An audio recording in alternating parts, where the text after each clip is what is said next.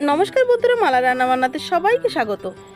বন্ধুরা, গরম কিন্তু ভীষণ পড়েছে, আর এই গরমে আমাদের ঘরে যে রেগুলার দুধ আসে সেটা কিন্তু ফ্রিজে রাখতে একটু দেরি হলেই দুধটা জাল দেওয়ার সময় দেখা যাচ্ছে দুধটা ফেটে গেছে। এই মতো অবস্থায় কিন্তু বন্ধুরা আমরা ভেবেই পাই না যে দুধটাকে নিয়ে আসলে কি করব। আজকে কিন্তু আমার সাথে ওই সমস্যাটাই হয়েছে, তাই আমি ভাবলাম এই ফাটা দুধটাকে দিয়ে ভালো কিছু একটা বানাবো। সেই কথা ভাবতে ভাবতে আমি দুধটা থেকে কিন্তু ছানাটা ছেঁকে নিচ্ছি। ভালোভাবে চিপড়ে চিপড়ে ছানা থেকে সমস্ত জল কিন্তু আমি বের করে দিচ্ছি। আশা করি বন্ধুরা ভিডিওটা সবার কাছে খুব ভালো লাগবে, তাই ভিডিওটি শেষ হওয়া অবধি আমার সাথে থাকবেন। এখানে আমি ছানাটাকে কড়াইয়ের মধ্যে ঢেলে দিলাম, গ্যাসের ফ্লেমটাকে অন করে মিডিয়ামের মধ্যে রাখলাম। ছানাটাকে দেখেই বোঝা যাচ্ছে কিন্তু ছানাটা বেশ শুকনো শুকনো টাইপের, জলের পরিমাণ কিন্তু এর মধ্যে প্রায়ই নেই। আচ্ছা, এই পর্যায়ে আমি কিন্তু এর মধ্যে দিয়ে দেবো 3 থেকে 4 চামচ মতো কনডেন্স মিল্ক।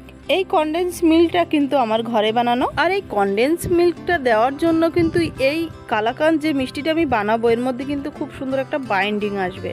আর এই কনডেন্স মিল্ক দেওয়ার জন্য কিন্তু এর মধ্যে আলাদা কোনো কিন্তু চিনি দেবো না, কারণ এই কনডেন্স মিল্কের মধ্যে যথেষ্ট পরিমাণে চিনি দেওয়া আছে। আর এমনিতে কালাকাত কিন্তু ভীষণ মিষ্টি হয় না, অল্প অল্পই মিষ্টি হয়। আচ্ছা, এই মিক্সচারটা কিন্তু মাঝে মাঝেই খুন্তির সাহায্যে নাড়তে চাড়তে থাকতে হবে, নালে কিন্তু তলা ধরে যেতে পারে। আচ্ছা, এর মধ্যে কিন্তু আমি ফ্লেভারের জন্য একটু এলাচের পাউডার দিয়ে দিলাম। 4 থেকে 5 মিনিট নাড়তে চাড়তে দেখা যাবে মিশ্রণটা কিন্তু ঠিক এইরকম হয়ে যাবে। তখন কিন্তু গ্যাসটাকে আর অন করে রাখবো না, গ্যাসটাকে অফ করে দেব। আর গ্যাসটাকে বন্ধ করে দেওয়ার পরও 1 থেকে 2 মিনিট ধরে কিন্তু এইভাবে নাড়তে চাড়তে থাকতে হবে, কারণ গ্যাসের ফ্লেমটাকে বন্ধ করে দেওয়ার পরও কিন্তু কড়াই গরম থাকে, তাই এইভাবে নাড়তে চাড়তে ঠান্ডা করে নিলে মিষ্টিটা কিন্তু ভালো হবে। এবারে আমি একটা প্লেট নিয়ে নিলাম, প্লেটের উপরে আমি প্লেটের সাইজে ফয়েল পেপার বিছিয়ে দেবো। এটা আমার কাছে ছিল তাই আমি ব্যবহার করছি, যদি আপনার কাছে না থাকে তাহলে কিন্তু দেওয়ার কোনো দরকার নেই, স্টিলের পাত্র ব্যবহার করলেই হবে। এবারে আমি কি করব, এবারে আমি যে কালাকাদের মিশ্রণটা বানিয়ে রেখেছি সেটা আমি সুন্দর করে খুন্তি কিংবা চামচের সাহায্যে প্লেটের মধ্যে দিয়ে দেবো। চামচের সাহায্যে একটু লেবেল করে দেবো। এই কাজটা কিন্তু একটু গরম গরম অবস্থা থাকতেই করতে হবে, তাহলে ঠান্ডা হয়ে গেলে মিষ্টিটা সুন্দর সেট হবে। এবারে আমি মিষ্টির দোকানের মতো যাতে কালাকারটা দেখতে লাগে তার জন্য আমি একটা চাঁদনির বরক উপর দিয়ে দেবো।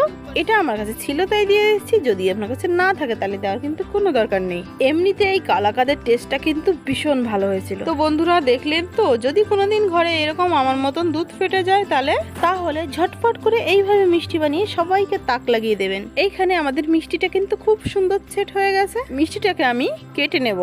আমি কিন্তু কালাকাদের 4টে পিস করছি, এটাতে ইচ্ছা করলে 8টাও করা যেত, কিন্তু আমি পিসটা বেশ বড় রেখেছি।